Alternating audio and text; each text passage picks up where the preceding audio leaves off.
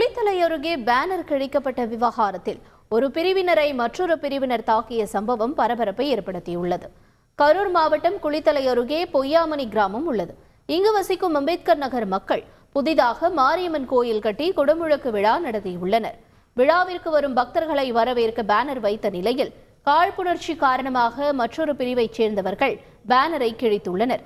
இதனைத் தொடர்ந்து ஊர் தலைவர் முன்னிலையில் பேச்சுவார்த்தை நடத்தப்பட்டு பிரச்சினை சுமூகமாக முடிக்கப்பட்டது. இந்த நிலையில் மறுநாள் டீ கடைக்கு சென்ற அம்பேத்கர் நகர் இளைஞர் மீது மற்றொரு பிரிவைச் சேர்ந்த இளைஞர்கள் தாக்குதல் நடத்தியுள்ளனர். மேலும் 50க்கும் மேற்பட்ட இளைஞர்கள் அம்பேத்கர் நகருக்குள் புகுந்து அங்கு வசிக்கும் மக்கள் மீது தாக்குதல் நடத்தியுள்ளனர். போலீசார் எந்த நடவடிக்கையும் எடுக்காத நிலையில் ரிசர்வ் படையின் பாதிக்கப்பட்டவர்கள் மீது தடியடி நடத்தியதாக குற்றச்சாட்டு எழுந்துள்ளது.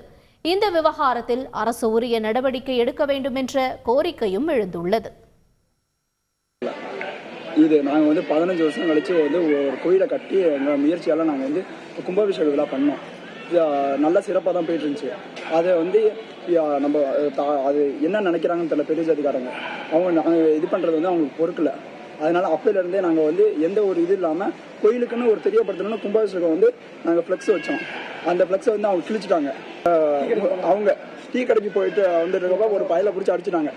அடிச்சுட்டு நாங்கள் வீட்டில் எல்லாம் வேலையை பார்த்துட்டு இருந்தோம்.